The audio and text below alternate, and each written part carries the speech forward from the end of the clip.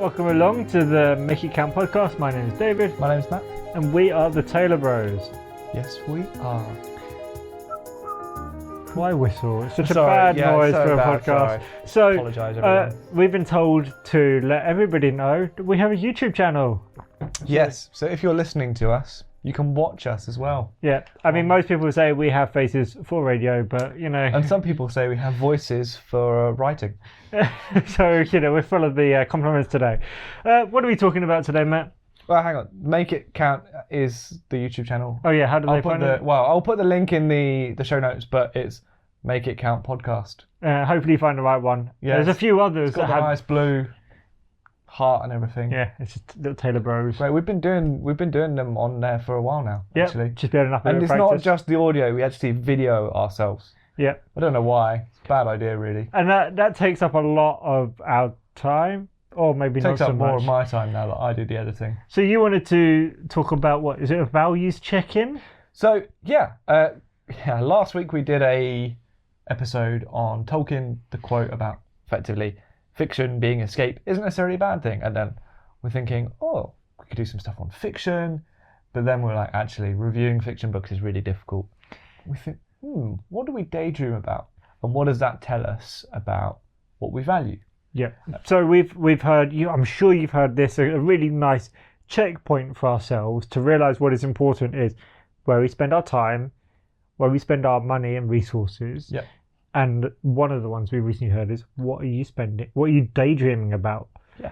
And maybe many of us don't leave that space for daydreaming. Yeah. But in the eventuality that you do, what do you daydream about?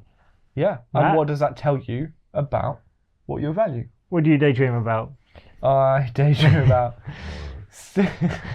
skipping through the hills and the fields of flowers. Why did I go there? No, I don't. Sound of music, are you? Actually, well, this is one of the things I am dreaming about a little bit at the moment is, funnily enough, some of the pottery that I do. Oh, yeah. I don't know if people on the podcast know you're a regular potter. No, I make pottery things. I go to a pottery class. Every Saturday morning, right? Most Saturday mornings. Yep. And when I can't make a Saturday morning, I do a catch-up class. And I've been doing that for over a year now, since January 2023. And I really enjoy it. And throwing clay, spinning the wheel, glazing it. It's basically being a kid again, because you get to play with mud. Yes. Right. Well, that's clay, isn't it? Exactly. Clay is mud, right? I get to play with mud every week. It's great fun.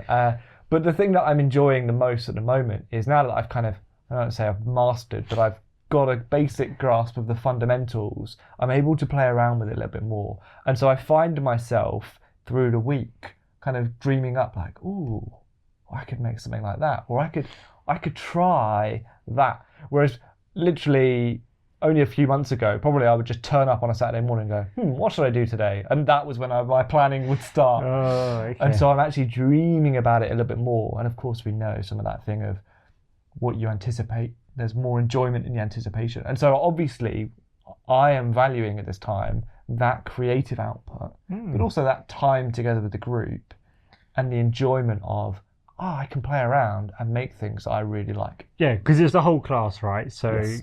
you have some maybe social things that you're going to as well. Interesting. What did you dream about this week in regards to your pottery? Anything fun? So I'm wanting to make bigger things, but not just like massive chunky things. I want to make elegant, smooth lines, Elegant, chunky things. No, large, elegant objects. Oh, yeah. Okay. But I also, as an engineer, I can't get away from the fact that I also think generally it should have a function as well. Okay. So I don't just want like an ornamental pot. Okay, so functional candlestick. So I recently made something that was a bit wavy that might make into a plant pot. Okay. Something wavy that can become a plant pot. Yeah. Would you have to, I suppose you'd have to line it, right? You would have, yes. So I don't know what you mean by that. What do you mean? You would have to line it. I don't know either. At this point, put something in it this to is make becoming it a very waterproof. different episode than I thought it was going to be. This is the Matt's pottery episode. Pottery episode. So yeah, you're dreaming A window about those into things. my potty life. What are you daydreaming about, David? I think when I sit down, whether I've got a cup of coffee in my hand or not, and I'm just trying to process things, my mind quickly goes, rightly or wrongly, to paying off the mortgage as quickly as I can. Yes. I don't know, it's not as fun or creative as you, but I definitely feel that, like, if that was paid off, there would be so much freedom. It would free you. And I've understood mortgage to be translated as death grip. I don't know if that's true or not, but yeah, it's definitely a debt, and I know it's a relatively safe debt. But it's a big one. It's a big one and a long one, right? Yeah. Long shadow. So there's a big part of me that's just like, hey, like, let's just overpay it as much as we can. Let's do this as quickly as we can. Yes. And even quick, probably as quickly as we could do it, is still going to be, you know, a decade, which is like a big debt, right? That is. Yeah.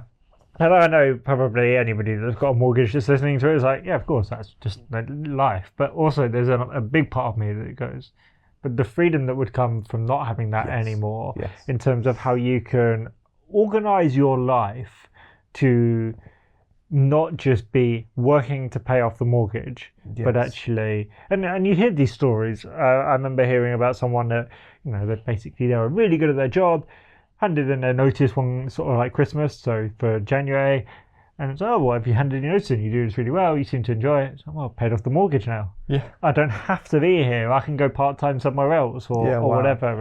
And that idea of, sometimes we talked about that work-life balance, but that idea to, I'm not tied into doing something for the next 30 years of my life just because I have this big debt that I have to pay off. Yeah, absolutely. So what you're daydreaming about is freedom. Yeah. But through the proxy of how can I get rid of this debt? Yeah, as quickly as possible. And I'm sure actually mortgage is one example of that. There are lots of people that kind of empathise with that. Like, I would love to be debt free, and I dream of that day. Whereas for me, mine is kind of more on that sort of maybe luxury side of things. I was thinking about it. I'm daydreaming about it. I'm spending money on this class, and I've scheduled time every week going to it. So it clearly is something that I'm valuing. It's the jackpot. Ding, ding, ding. Here you are. So you got the Jackpottery Award. So yeah, it's interesting to just examine that. And there's a part of me that goes, I can't spend all my time daydreaming about that, because for almost everybody, a mortgage is a marathon, not a sprint, as they talk about. Yes. And so despite the fact that it's like, I want to get rid of it as quickly as possible, and you can do that, there's no point checking my bank balance or my mortgage statement every day, because or even every month. It doesn't really change, right? And so I have to pull my mind to something a little bit more present, actually, I think. So it reveals a number of things, but also I'm not sure it's that helpful for the most part. Yes. Because thinking about it more doesn't move it quicker. Yeah, I think that's helpful. Yeah. The value is I want this freedom so that I can actually be freed up to make decisions in other ways, largely based financially. But in terms of action, there's only limited action points you can make. Mm-hmm. And so you make those decisions, you pull money from elsewhere, and then you set that and you kind of have to just leave it. Mm-hmm. Interesting. Yeah. Why is this important, this discussion about doing a check-in, about the schedule, the bank account, and the dreams? I think ultimately, we as people, everyone, doesn't want to be called a hypocrite. And we want to make sure that the things we're saying about ourselves and about how we live line up with the reality of what our lives say about us. And that is best examined or revealed through our time, how we spend it, our money and resources, how we use that, and what we're daydreaming about. And you could say almost our attention, our unfiltered attention. Where our mind goes to. And so doing a little check-in on those, probably fairly regularly, actually, can be really valuable as a little insight, because it's really difficult. We think we are, but sometimes if you were to look down at, you know, the cold light of a bank statement, or of actually how you actually spend your time versus how you plan to spend your time, you maybe see some discrepancies. Yes. And that might lead you to trying to live more in alignment with your values at that point. Yeah, for me, when I've done these before, I fall into the trap of taking the shortcut of trying to do both in one. So a review and a plan. Oh, yeah. So I'm like, oh, this is, I'm trying to see where I am spending my money or see where I am spending my time. Oh, and I also already know what my values are. So I want to be spending. I think what we're trying to say in this conversation is the check-in is purely you're not making any decisions. You're just having where am I right now? And so what actually could that practically look like in terms of these 3 areas? Awareness. It's basically an awareness. Go through your bank statement and go, oh, I've eaten out this many times. And actually tally that up. Yeah. Where are you spending your money? Where's my money actually going? And then how much hours am I actually spending on screens or in, it might be, with time, it might be useful to chunk it, work and social, but like not just, oh, I spend this amount of time doing nothing, but like, how much time am I spending shopping online, doing this, that and the other. Ultimately, the point is that most of us probably have a little bit of deceiving ourselves maybe. And so it can be really valuable to actually strip that back, be really open with ourselves, be really honest with ourselves and go, actually, if I did a phone tracking thing, I've been on my phone 3 hours a day, every day.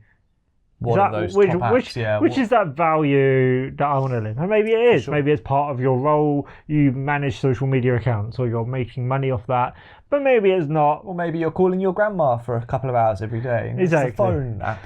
So there you go. Right, that's it from us this week.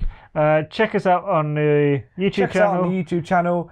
We are also thinking of doing at some point a question and what are they called? Listeners' questions episode. You can do Q&A, you can do an AMA. Every week we have in the notes, like, send us your questions to makeitcount.pod@gmail.com, but we don't flag that up enough on the actual audio and the video. So any questions you've got about doing a live check-in, about budgeting these things, about anything that we've done recently, or an episode that you would like us to do, send us those questions at makeitcount.pod@gmail.com. And drop us a subscribe at the YouTube channel because you can see our mugs then. Yeah. Right. See you next week.